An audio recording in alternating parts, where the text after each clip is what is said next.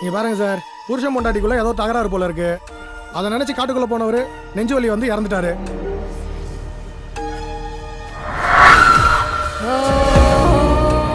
இங்க என்னடானா கோவத்துல உங்க தங்கச்சி சூசைட் பண்ணிக்கிட்டாங்க. என் தங்கச்சி சாவு தற்கொலை இல்லை. வக்கீல் தான் வேலையை கோர்ட்ல வச்சுக்கோ. என் தங்கச்சி தூக்கில் தொங்கின அதே நேரத்தில் அவளை வெளியில பார்த்ததா சொன்னாங்க.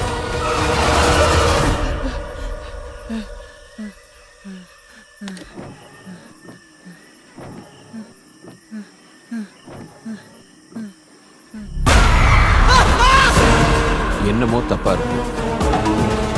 இதே ஆளை அன்னைக்கு உங்க தங்கச்சி இடத்துல மார்ச்சரியில பார்த்தேன். என்னையா சொல்றான் அந்த சாமியாரு? ஏதோ பாக்குன்னு ஒரு பேயை பத்தி சொல்றாரு சார்.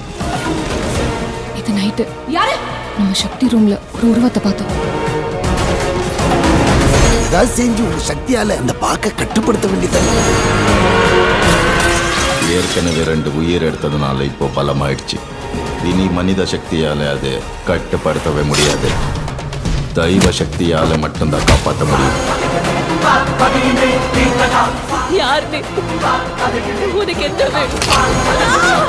நீங்க சொன்னதா சார் கரெக்ட்.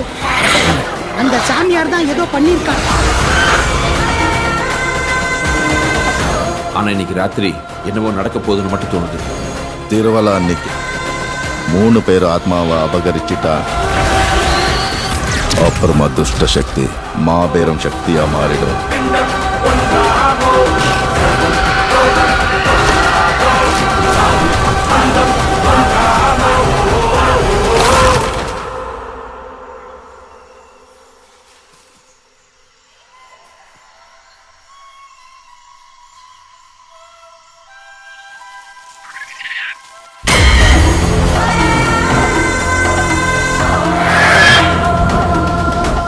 இந்த டீமை வச்சு ஈ கூட ஓட்ட முடியாது. எங்க இருந்து பேய் ஓட்டுறது?